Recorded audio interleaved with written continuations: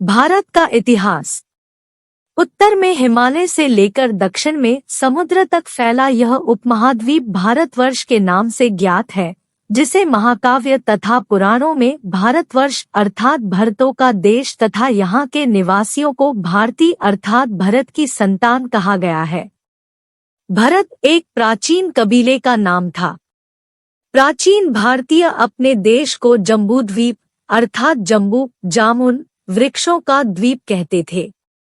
प्राचीन ईरानी इसे सिंधु नदी के नाम से जोड़ते थे, जिसे वे सिंधु न कहकर हिंदू कहते थे। यही नाम फिर पूरे पश्चिम में फैल गया और पूरे देश को इसी एक नदी के नाम से जाना जाने लगा। यूनानी इसे इंदे और अरब इसे हिंद कहते थे। मध्यकाल में इस देश को हिंदुस्तान कहा जाने लगा। यह शब्द भी फारसी शब्द हिंदू से बना है। यूनानी भाषा के इंदे के आधार पर अंग्रेज इसे इंडिया कहने लगे। विंध्य की पर्वत श्रृंखला देश को उत्तर और दक्षिण दो भागों में बांटती है। उत्तर में इंडो यूरोपीय परिवार की भाषाएं बोलने वालों की और दक्षिण में द्रविड़ परिवार की भाषाएं बोलने वालों का बहुमत है। प्राचीन भारत।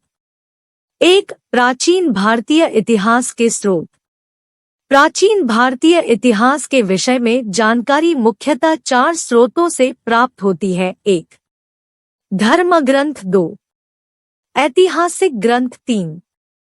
विदेशियों का विवरण व 4. पुरातत्व संबंधी साक्ष्य। धर्म ग्रंथ एवं ऐतिहासिक ग्रंथ से मिलने वाली महत्वपूर्ण जानकारी। भारत का सर्वप्राचीन धर्मग्रंथ वेद है, जिसके संकलनकर्ता महर्षि कृष्ण द्वापायन वेदव्यास को माना जाता है। वेद वसुधैव कुटुंबकम का उपदेश देता है। भारतीय परंपरा वेदों को नित्य और अपौरुषेय मानती है।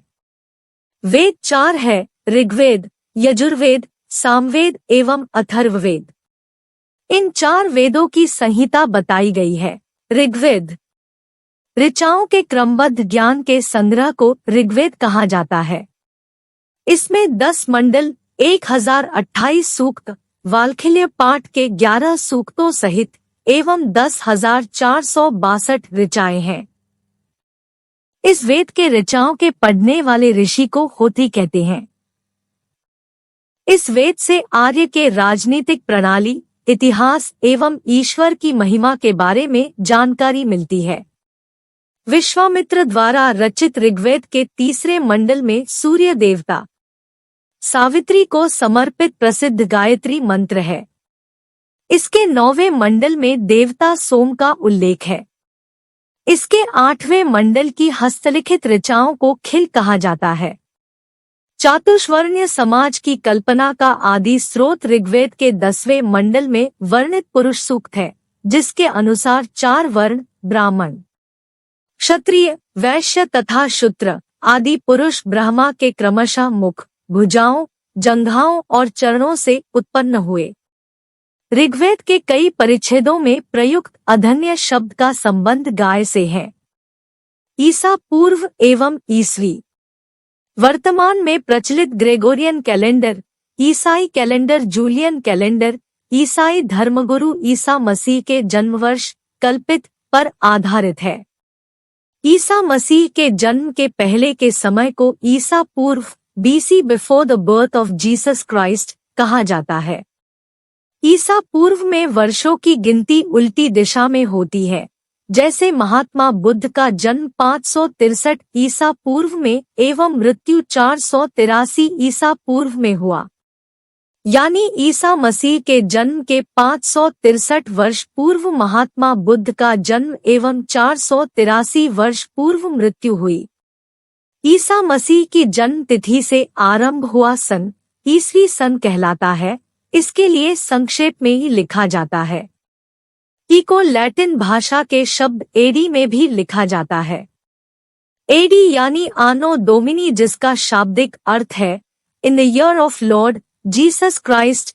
विंसेंट आर्थर स्मिथ ने प्राचीन भारत का पहला सुव्यवस्थित इतिहास अर्ली हिस्ट्री ऑफ इंडिया 1904 में तैयार किया। इस पुस्तक के 1/3 भाग में केवल सिकंदर का आक्रमण वर्णित है। इसमें भारत को स्वेच्छाचारी शासन वाला देश कहा गया है, जिसे ब्रिटिश शासन की स्थापना से पहले कभी राजनीतिक एकता का अनुभव नहीं हुआ था।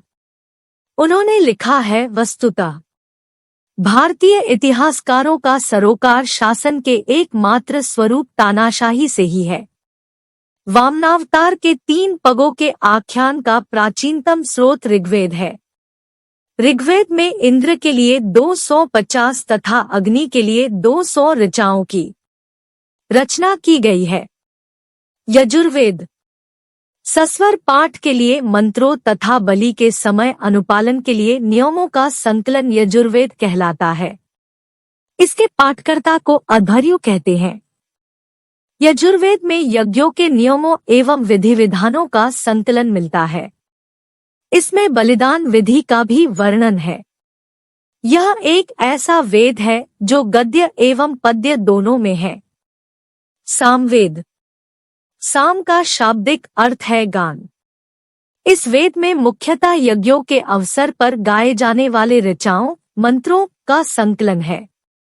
इसके पाठकर्ता को उद्रात्री कहते हैं।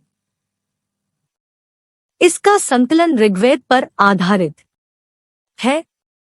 इसमें 1810 सूक्त है, जो प्रायः ऋग्वेद से लिए गए हैं।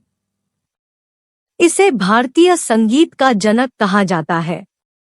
नोट: यजुर्वेद तथा सामवेद में किसी भी विशिष्ट ऐतिहासिक घटना का वर्णन नहीं मिलता। अथर्ववेद अथर्वा ऋषि द्वारा रचित इस वेद में कुल 731 मंत्र तथा लगभग 6000 पद्य हैं। इसके कुछ मंत्र ऋग्वैदिक मंत्रों से भी प्राचीनतर हैं। औषधों का उल्लेख सबसे पहले अथर्ववेद में मिलता है। ऐतिहासिक दृष्टि से अथर्ववेद का महत्व इस बात में है कि इसमें सामान्य मनुष्यों के विचारों तथा अंधविश्वासों का विवरण मिलता है। पृथ्वी सूक्त अथर्ववेद का प्रतिनिधि सूक्त माना जाता है। इसमें मानव जीवन के सभी पक्षों, गृह निर्माण, कृषि की उन्नति, व्यापारिक मार्गों का गाहन, खोज, रोग निवारण, समन्वय, विवाह तथा प्रणय गीतों, राजभक्ति, राजा का चुनाव, बहुत से वनस्पतियों एवं औषधियों, शाप, वशीकरण, प्रायश्चित, मातृभूमि महात्म्य आदि का विवरण दिया गया है। कुछ मंत्रों में जादू टोने का भी वर्णन है। अथर्ववेद में परीक्षित को कुरुओं का राजा कहा गया है तथा कुरु देश की समृद्धि का अच्छा चित्रण मिलता है। इसमें सभा एवं समिति को प्रजापति की 2 पुत्रियां कहा गया है। वेदों की भी कई शाखाएं हैं, जो वैदिक अध्ययन और व्याख्या से जुड़े विभिन्न दृष्टिकोणों का प्रतिनिधित्व करती है। शाकल शाखा ऋग्वेद से जुड़ी एकमात्र जीवित शाखा है। यजुर्वेद को शुक्ल यजुर्वेद और कृष्ण यजुर्वेद 2 शाखाओं में बांटा गया है। माध्यन्दिन और काम शुक्ल यजुर्वेद अथवा वाजसनेय संहिता की शाखाएं हैं। कृष्ण यजुर्वेद से जुड़ी शाखाएं काठक, कनिष्ठल, मैत्रायणी और तैत्तिरीय है। कौथुम, प्राणायनीय एवं जैमिनीय या तल्वकार सामवेद की शाखाएं हैं। अथर्ववेद की शाखाएं शौनक और पैप्पलाद है।